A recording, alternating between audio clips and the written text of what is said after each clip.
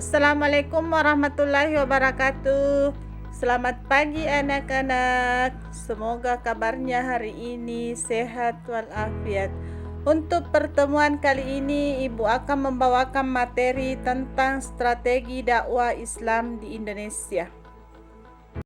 Jangan lupa membaca doa sebelum belajar. Bismillahirrahmanirrahim. Raditu billahi rabba wa bil islami dina wa bi Muhammadin nabiyya wa rasulah. Rabbi zidni ilma warzuqni fahma. Amin.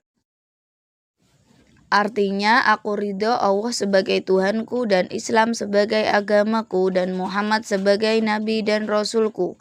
Ya Allah, tambahkanlah aku ilmu dan berilah aku kefahaman. Amin. Strategi dakwah Islam di Indonesia. Masyarakat Asia Tenggara telah memiliki peradaban tinggi sebelum Islam. Mereka telah berinteraksi dengan peradaban India dan Cina, termasuk dalam adat, kepercayaan, dan sastra. Islam masuk ke Indonesia secara damai dan beradaptasi dengan budaya lokal sehingga mudah diterima. Menurut Uka Chandra Sasmita, proses masuknya Islam di Indonesia terbagi atas 6. Yang pertama, perdagangan. Yang kedua, perkawinan. Yang ketiga, politik. Yang keempat, pendidikan. Yang kelima, kesenian. Dan yang keenam, tasawuf. Yang pertama, perdagangan. Para pedagang Muslim dari Arab, Persia, dan India berdagang di Indonesia sejak abad ke-7. Mereka berinteraksi dengan masyarakat setempat, termasuk para raja dan bangsawan pesisir, sehingga Islam mudah tersebar melalui jalur perdagangan. Yang kedua, perkawinan. Para pedagang Muslim menikah dengan penduduk setempat, sehingga Islam menyebar ke keluarga dan keturunan mereka. Beberapa contoh termasuk pernikahan Sunan Ampel dengan Nyai Manila dan Sunan Gunung Jati dengan Putri Kaum Ngaten. Yang ketiga, politik. Islamisasi juga terjadi melalui pengaruh politik. Ketika raja atau penguasa masuk Islam, rakyatnya pun mengikuti. Beberapa kerajaan Islam juga menaklukkan kerajaan non-Islam, mempercepat proses Islamisasi. Bagian keempat, pendidikan. Pesantren menjadi pusat penyebaran Islam di Indonesia. Selain mengajarkan ilmu agama, pesantren juga melatih calon dai untuk berdakwah ke berbagai wilayah. Beberapa pesantren awal didirikan oleh Sunan Ampel dan Sunan Giri. Bagian kelima, kesenian.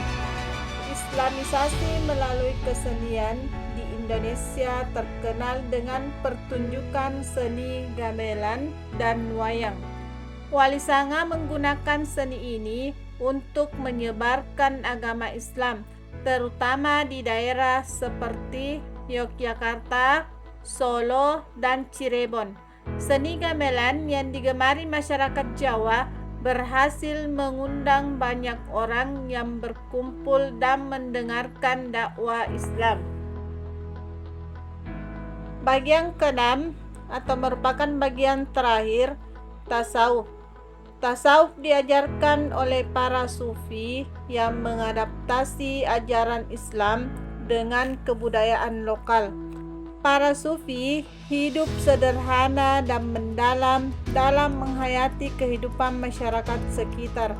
Seringkali hidup bersama dalam masyarakatnya untuk memberikan contoh kehidupan yang saleh dan berdedikasi kepada Allah.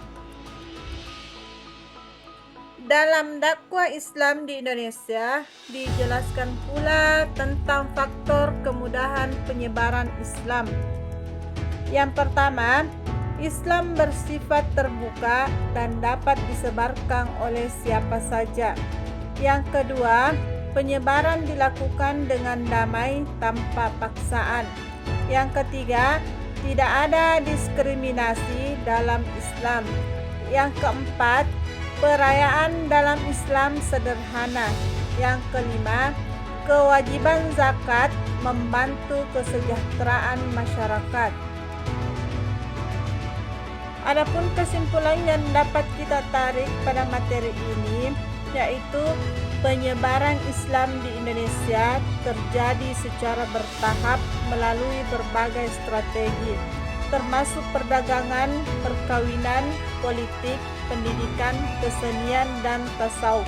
Islam mudah diterima karena sifatnya yang inklusif, damai, dan menyesuaikan diri dengan budaya setempat.